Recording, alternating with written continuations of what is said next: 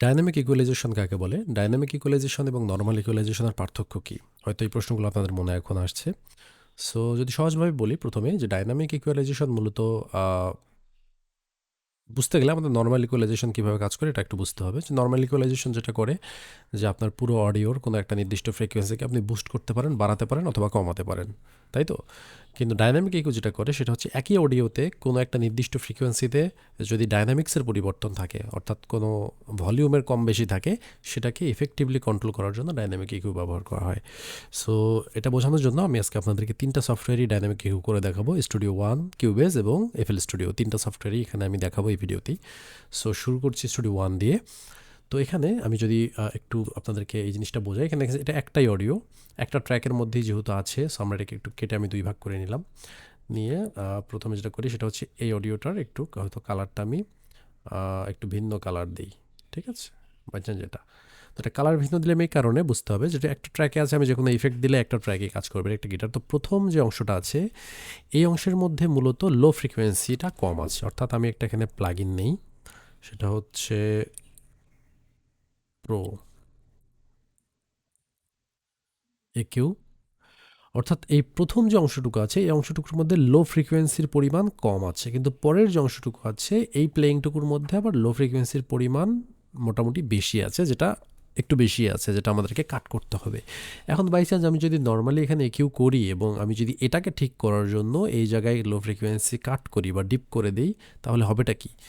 হবেটা হচ্ছে এই অংশটা হয়তো ঠিক হবে, কিন্তু প্রথম অংশের যেটাতে এই অংশের এই সমস্যাটা ছিল না, সেই অংশটারও যে এক্সট্রা লো ফ্রিকোয়েন্সি কেটে যাবে, যাওয়ার পরে কী হবে, সাউন্ডটা থিন হয়ে যাবে বা চিকন হয়ে যাবে, ফ্রিকোয়েন্সির ব্যালেন্সটা এই অংশে ঠিক থাকবে না। সো এইটাকে ঠিক করার জন্যই মূলত আমরা ডাইনামিক ইকিউ ব্যবহার করবো। যে আমরা এখানে নর্মাল ইকিউ এভাবে ব্যবহার করবো না যে বাড়াবো কমাবো, আমরা এখানে ডাইনামিক ইকিউ ব্যবহার করবো, যেখানে ইকিউটা অনেকটা ইন্টেলিজেন্স হিসাবে, মানে নিজের ইন্টেলিজেন্স কাজে লাগিয়ে সে এটা করবে। এটা কিভাবে করতে হবে মূলত আগে আমাকে দেখতে হবে কোন জায়গাটা কাট করবো, এই জায়গাটা আমাকে মার্ক করে নিতে হবে যে আমি এই অংশে যেহেতু সমস্যা আমি শুনে নিই কোন জায়গায় আমি ডাউন করবো।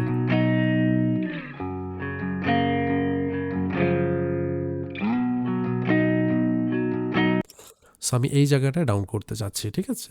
সো আমি এখানে এরকম থাকলো, থাকার পরে আমি এখন যেটা করব, যেহেতু এটা অরেঞ্জ কালার অ্যান্ড এটা হচ্ছে এই ফ্রিকোয়েন্সিটা, এটার ঘর, এটা ছক। সো এখানে আমি ডি বাটনটাতে ক্লিক করলাম, তাহলে এটা ডাইনামিক মোডে চলে গেল।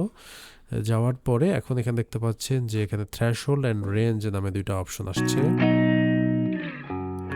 তো এগুলো দিয়ে মূলত আমরা ডাইনামিক ইকিউয়ের কাজটা করব, কিন্তু তার আগে আমি যেটা করব সেটা হচ্ছে যে এটা আমি নর্মাল করে নিব আমার মেইন গেইনটা।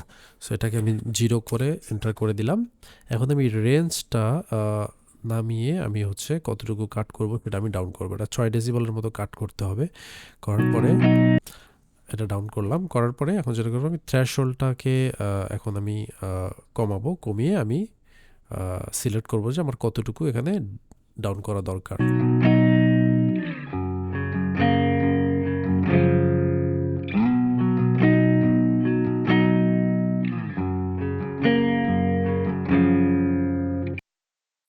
তো দেখেন যখনই এই লো ফ্রিকোয়েন্সি হিট করছে তখন এই জিনিসটা অটোমেটিক ডাউন করছে। আবার যেখানে এই অডিওর মধ্যেও যদি কোনো জায়গায় লো কম থাকে সে জায়গায় কিন্তু অত বেশি ডাউন করছে না। ঠিক আছে? এখন যদি প্রথম অংশটা শুনি, এখানে অত বেশি লো নেই, এটাও ডাউন করবে কিন্তু সামান্য পরিমাণ করে। দেখেন এখানে অলমোস্ট বলতে গেলে কোনো ডাউনই করছে না, কারণ এই জায়গায় ফ্রিকোয়েন্সির পরিমাণ কম। কিন্তু আগে যেটা আমরা নর্মালি যদি ডাইনামিক ছাড়া করতাম কি হতো, এটা কাট করলে অটোমেটিক দুটাই কাট হয়ে যেত। সো এই হচ্ছে ডাইনামিক ইকিউ। তো ডাইনামিক ইকিউ এর আরও ভিডিও আসছে সামনে, মিক্সিংয়ে কীভাবে আমরা ডাইনামিক ইকিউ ব্যবহার করবো সেটাও আপনাদের দেখাবো। তো আমরা এখন আরেকটা সফটওয়্যারে চলে যাচ্ছি। আমরা চলে এসেছি কিউবেজে, এবং কিউবেজের মধ্যেও ঠিক সেম কাজটা যদি আমরা করতে চাই, তো কিউবেজের নিজস্ব প্লাগইন যেটা, সেটার নাম হচ্ছে ফ্রিকোয়েন্সি। আমরা এটা দিয়ে এটা করতে পারবো। এখন একটা বিষয় বলি, স্টুডিও ওয়ান এবং কিউবেজ দুটার যে ইনবিল্ট প্লাগইনগুলো আছে এগুলোর অনেক অ্যাডভান্স, অনেক এগুলোতে কাজ করা যায়। এখন এফএল স্টুডিও দিয়ে কাজ করা যায়, কিন্তু এফএল স্টুডিওটা অনেক ঝামেলা করতে হয়, যেমন পিক কন্ট্রোলার অ্যাড করতে হয়, অনেক নানান কিছু কাহিনী আছে। তো আমি এফএল এ যেটা করবো থার্ড পার্টিটা দিয়ে দেখাবো।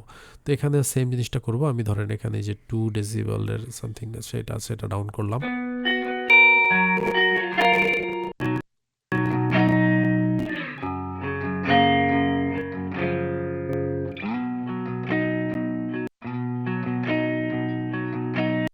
এখন এখানে যেটা করব, যেহেতু এটা হচ্ছে বেগুনি পয়েন্টারটা, তো আমি জাস্ট এখানে ডাইনামিক মোডটা অন করে দিব, দিয়ে ডাইনামিক অন করে দিলাম, দিলে দেখবেন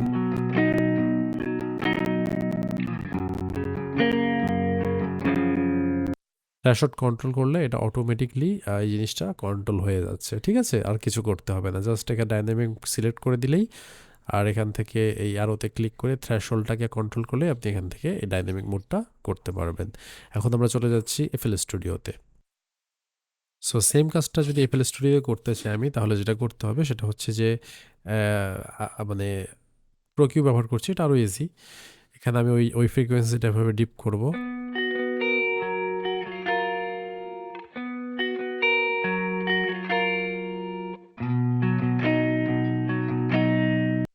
খুঁজে নিলাম যেটা এই জায়গায় আছে, তারপরে ব্যান্ডটাকে 0 করে দিব, দেওয়ার পরে জাস্ট এই ডাইনামিকের এই উপরের যে নবটা আছে, এই নবটা আমি বাম দিকে ঘোরাবো, ঘুরিয়ে ওই পরিমাণ আমি এখানে দিয়ে দেবো, যতটুকু আমি ডাউন করেছিলাম 6 ডেসিবেল বা সামথিং।